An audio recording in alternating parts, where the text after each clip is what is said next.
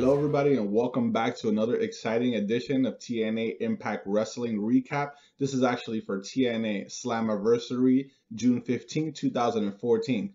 Man, I had to really say this was an awesome pay-per-view. I'm really excited. I'm smiling because, TNA hasn't really had an exciting pay-per-view like this in a long time. The last couple of pay-per-views they had were mediocre at best, if you know what I mean. But this pay-per-view is definitely getting a solid 2 thumbs up. Yeah, I'm doing a 2 thumbs up deal because I really think they personally deserved it. But anyway, let me get started with the show. As we all know, MVP couldn't compete in the main event tonight due to a torn meniscus that he suffered in one of his shows. As a result, he was not able to compete. So what he did was set up a cage match, and the winner between two matches would end up fighting Eric Young in a triple threat match. So Bobby Lashley versus Samoa Joe and Kenny King versus Austin Aries. The winners of those two matches would end up being the guys that end up challenging Eric Young. So let me start with the show. Our first match of the night, or I'm not sure if it was second. I'll be honest with you, I kind of missed like the first 20 plus minutes of the show. I was running late, and by the time I got home, the show was already in motion. But I'll start off from where I remember. So it was Bobby Lashley versus Samoa Joe. This match was pretty much for to determine who was going to end up fighting in the main event. So this match was pretty okay. It was decent. Of course, Bobby Lashley, he's just a genetic freak. This guy just he just tears everybody apart. It doesn't really matter who you are. He gets the job done. Samoa Joe did mount a decent defense and offense against him. However, it was not enough to overcome the beast that is known as Bobby Lashley. Bobby Lashley beats Samoa Joe via spear, very powerful spear at that, very monstrous. He just has so much impact when he does these things. So Bobby Lashley ends up taking the victory, moving on to the main event where he would end up fighting Eric Young. So there's one spot left. After that, we have our next match, which was Willow versus Magnus, with Bram at ringside by Magnus and Abyss at ringside by Willow. This match was also pretty good as expected from Jeff Hardy and Magnus, both solid performers. I'll be honest with you guys, and please don't hate me for this, but I also did not see the end of this match. The reason I didn't see it was because my landlord actually came up and she had a light bill for me. She wanted me to take a look at it real quick, so that's just something that I unfortunately had no control over. Of course, I'm sure you guys will read up on it tomorrow, and I'll find out tomorrow as well who actually ended up winning. But outside of that, I promise and I guarantee you that I saw the rest of the pay-per-view uninterrupted. So I'm going to continue. After that, we had our TNA Hall of Fame Class of 2014 induction. Kurt Angle, the Olympic gold medalist, one of my heroes, one of my favorite wrestlers of all time. He actually comes out to induct the class of 2014. And it was a big surprise. I'm not going to lie. I truly did not expect what was going to happen. Team 3D actually ended up getting inducted. Yes, we had Devon make a return to Impact Wrestling in order to receive this award. Now, I'm going to be a little just tad upset about the whole thing. I mean, I'm happy that we got to see Devon and all, but I realistically think that one of these Hall of Fame spots should go to a TNA original. Somebody like Samoa Joe or an Austin Aries, or even AJ Styles could have came back for a night. You know what I mean? Like, these are just guys that have been with the company from the beginning all the way until where they're currently at right now. And I think it's kind of unfair that all of the former inductees have been either former WWE guys or WCW guys. Give some credit to the guys that broke their backs in order to actually make this business what it is today. Whether or not, you guys are in good times or bad times right now, it'd be good just to kind of say a little thank you to them. Maybe in the next Hall of Fame induction of 2015, we'll finally get to see AJ or Rude or Samoa Joe or one of these guys actually gain the spot. But it was pretty cool to see Devon. The crowd was really hot for it. You had Bully Ray and Devon have their reunion. It was always awesome to see these two guys, man. There's just so much like wrestling history with them, and it's really great. You were hearing ECW chants and just Team 3D chants in general, and it was just great. Audience was really hot for it. Moving on. After that, EC3 cuts a promo in the back telling Bully Ray that he's not going to beat him in this match tonight because they are, of course, in Carter country, as EC3 said it, and the Carters are needed in this world, according to him at least. So after that, we cut to our next match, which was Kenny King versus Austin Aries, and of course, the winner of this match would move on to the main event to face Bobby Lashley and Eric Young. So this match goes underway, and of course, is what you expect from two athletes of this caliber. You know, Kenny King, I know he's like the newer guy, but he's just such a good athlete. He can fly around the ring like no other. He can hold his own with the greats. And Austin Aries, phenomenal athlete like always. You're always gonna get 110% out of this guy, man. I mean, no matter what he does it with finesse, he does it with grace, beauty, and it's amazing seeing these guys fight. Some back and forth action and a really good finish, actually. Very strong high point.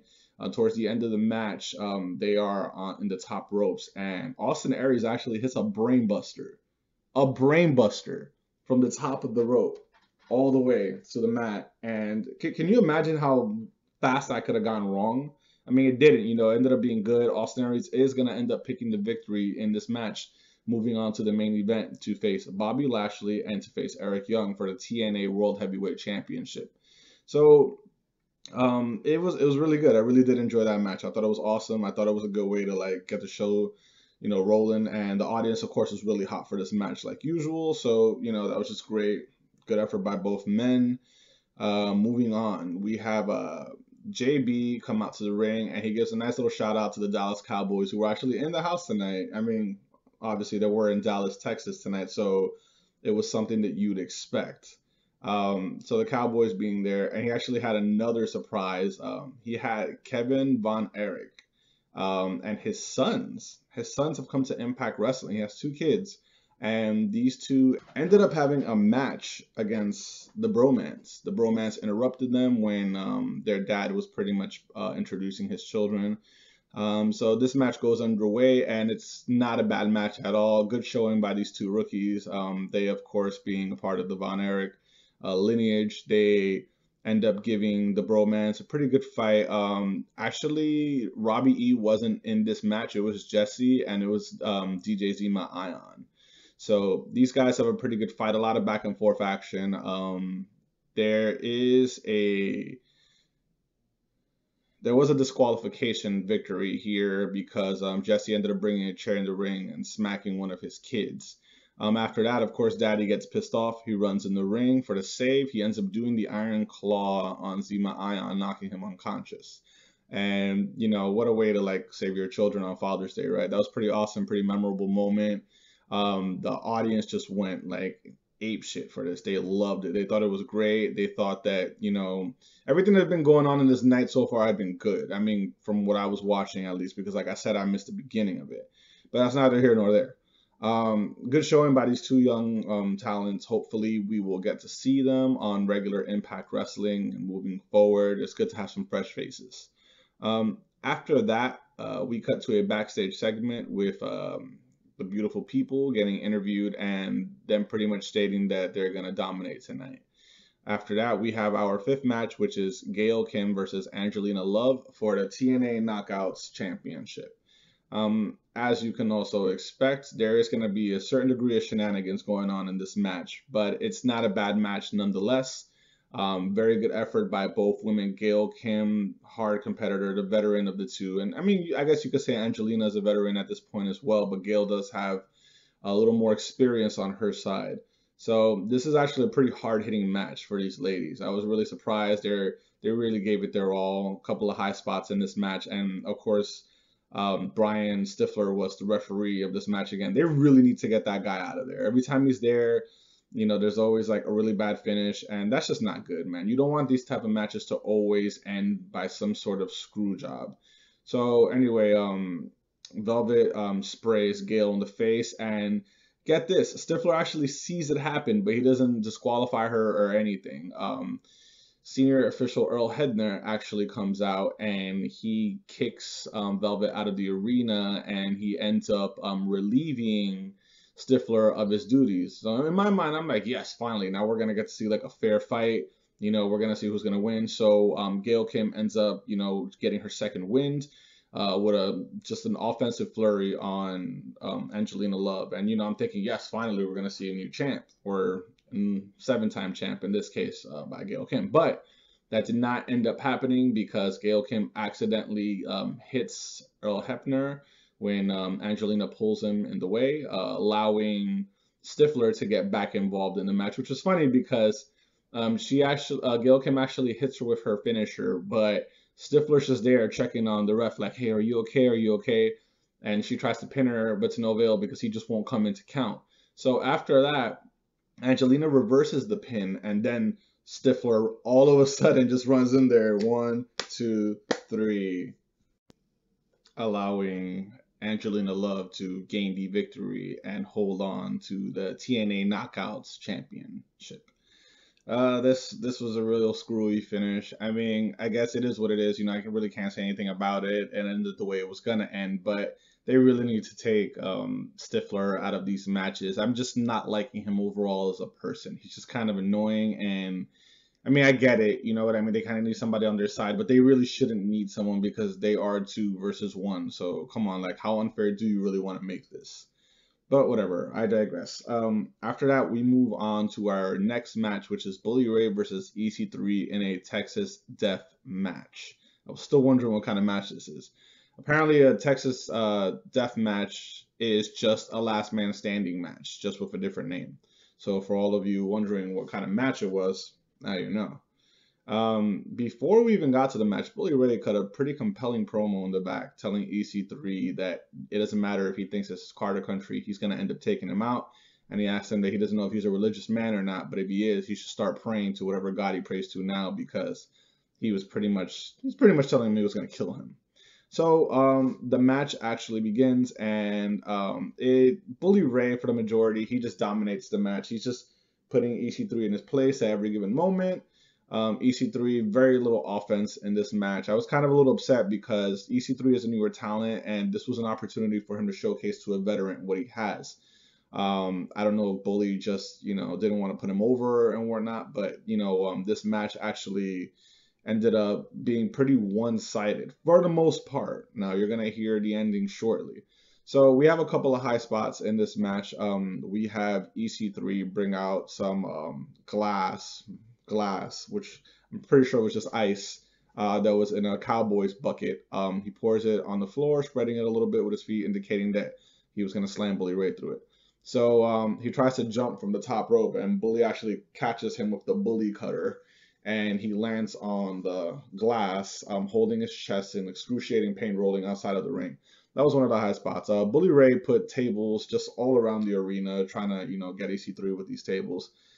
He finds a box cutter in the bottom of the ring, and he ends up slicing the edges of the ring like he always does. And he pulls back the curtain along with the canvas, exposing the wooden board in order to do a pile driver, which is the move that he uses to defeat everybody with when he wants to gain a championship. That seems to be the move he uses. But anyway, he actually doesn't get to do it. EC3 catches him with his finisher on the exposed wood. But Bully Ray does end up getting up before the 10 count. Dixie does come in to help Ethan because she doesn't want Bully Ray to. Bully Ray actually placed him on 2 tables outside, and he was going to jump from the top rope on top of Ethan.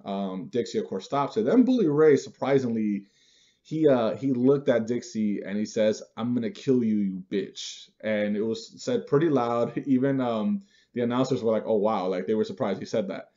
So he ends up chasing Dixie around the ring a little bit. Dixie ends up bumping into EC3, knocking her unconscious. After that, it looks like we're finally gonna get Dixie through a table. Bully ends up placing her on top of both tables, and in my mind, I'm like, yes, we're finally gonna see it. I mean, realistically, I knew we weren't gonna see it, but it would have been pretty awesome if they did it nonetheless. So, actually, Rockstar Spud comes out, and he interfered in the match a couple of times as well. But he got knocked out pretty quickly with the kendo stick. EC3 ends up grabbing the kendo stick and smacks Bully Ray in the back with it just as he's about to jump on Dixie.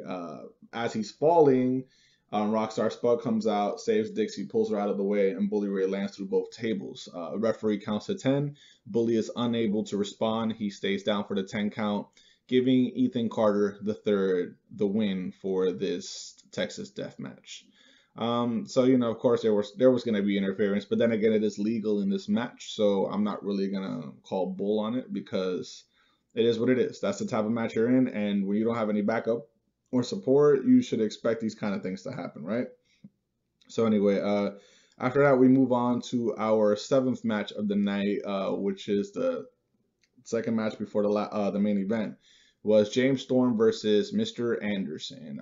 They showed a quick little video package of what had been transpiring between those two that led up to this match. Before this match goes underway, James Storm brings a Cowboys bucket, not bucket, the helmet from the Dallas Cowboys team into the ring, and he goes, I've never really been a fan of the Cowboys, and he like pours beer all over it, just straight up disrespecting their team. You can see the team from a distance getting upset, but it's whatever. They're not going to really attack him. So the match goes underway. It's actually a really short match, a little bit of back and forth action.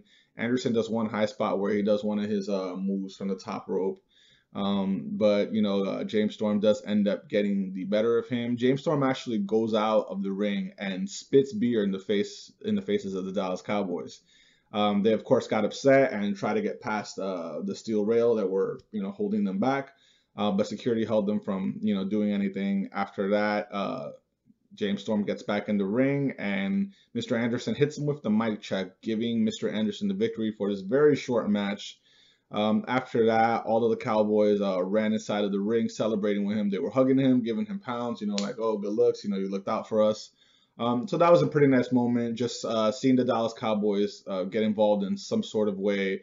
It kind of reminds me of the WCW days where they had like Karl Malone and Dennis Rodman, Jay Leno. You had all these like celebrities get involved. So that was kind of cool. Even though they didn't really do anything, just having them there just added a little star power to what was going on at the moment. After this match, we move on to our main event, which is Eric Young versus Austin Aries versus Bobby Lashley for the TNA World Heavyweight Championship in a steel cage match. Now you can imagine the magnitude and importance of this match. This match was amazing. This is what really made the show for me. Now you have just 3 solid athletes in there, and for the majority of the match, Bobby Lashley, man, that guy, like I said earlier, he's just a freak of nature. He was dominating almost the whole match. He just running roughshod on both of them. They actually had to team up on him several times just to get him down so that they can actually fight each other. Once they do start fighting each other, it gets pretty neat. You start seeing a lot of fast offense from both of them. They're just doing reversal after reversal, as you would expect from 2 athletes that know each other so well, because they've been wrestling each other for years. So they really know each other pretty well. There is a couple of high spots. Eric Young actually does an elbow drop from the top rope, and not from the top rope, from the top of the cage. Apologies. Bobby Lashley tries to spear Eric Young and ends up spearing himself out of the cage. Like, he literally went right through the cage door. That ended up taking out Lashley for the rest of the match, just leaving Austin Aries and Eric Young to fight among each other. So these guys just started giving it everything they had, man. They were just punching back and forth. There was a lot of drop kicks, a lot of slams. Austin Aries ended up gaining the upper hand eventually. He catches him with a couple of stiff moves. He even hits him with his discus elbow. And then he catches him with the speeding drop kick from the turnbuckle. So we're thinking, okay, Austin Aries is going to get it. He's going to win. But no. Eric Young actually ends up getting the better of him. He hits him with a pile driver, giving him the 1, 2, 3, and remaining TNA World Heavyweight Champion. This was really, like I said, a great match. The crowd was really hot for it. The crowd was screaming, "This is awesome. Please don't die." Like, everything that they say when they're really hyped up for a match just happened. I really want to thank the crowd. I feel that the Dallas crowd was amazing because they really helped, in my opinion, bring up the energy for the pay-per-view. Because when these kind of events happen, if you have like a dead audience, it's going to affect the morale of the wrestlers, and you're not necessarily going to get performances out of them the way you should. Even though that really shouldn't make a difference, it does. So remember, whenever TNA or any wrestling company is in your town, make sure that you have the loudest voice in the house. Because when they hear you, they give you everything they got.